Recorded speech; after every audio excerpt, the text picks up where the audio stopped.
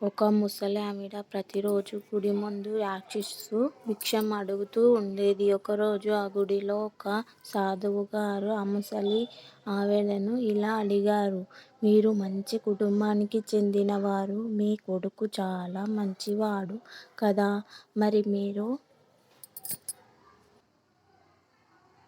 రోజూ ఇక్కడ ఎందుకు నిలబడుతున్నారు? అప్పుడు ఆ ముసలి ఆవిడ ఇలా సమాధానం ఇచ్చింది. బాబూ, మీకు తెలుసు కదా, నాకు ఉన్నది ఒకే ఒక్క కొడుకు. నా భర్త చనిపోయి చాలా సంవత్సరాలు అయ్యింది. నా కొడుకు 8 నెలల క్రితం ఉద్యోగం కోసం నన్ను విడిచి వెళ్ళాడు. వెళ్తూ వెళ్తూ నా ఖర్చుల కోసం కొంత డబ్బు ఇచ్చి వెళ్ళాడు. ఆ డబ్బు మొత్తం నా అవసరాలకు అయిపోయింది. నేను కూడా ముసలిదానిని అయ్యాను. కష్టం చేసి డబ్బు సంపాదించలేను. అందుకే గుడి ముందు ఇలా భిక్షం అడుక్కుంటున్నాను.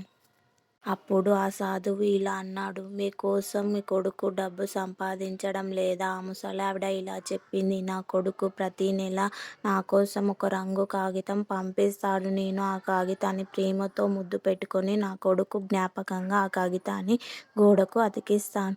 సాధువు ఆమె ఇంటికి వెళ్ళి ఒకసారి చూద్దామని నిర్ణయించుకుంటాడు. మరుసటి రోజు ఆ సాధువు ఆమె ఇంటికి ఉన్న గోడను చూసి ఆశ్చర్యపోతాడు. ఆ గోడకు 8 చెక్కులు అతికించి ఉంటాయి. వాటి విలువ 50,000. ఆ ముసలావిడకు చదువు రాదు. అందుకే ఆమె దగ్గర ఎంత విలువైన సంపద ఉన్నా ఆమెకు తెలియదు. ఆ సాధువు దానిని గురించి వివరిస్తాడు. వాటిని డబ్బులుగా మార్చి తనకు అప్పగిస్తాడు. తన కొడుకు బాధ్యతగా ఉండవలసిన సమయంలో ఆమెని విడిచిపెట్టాడు అని అనుకుంటాడు.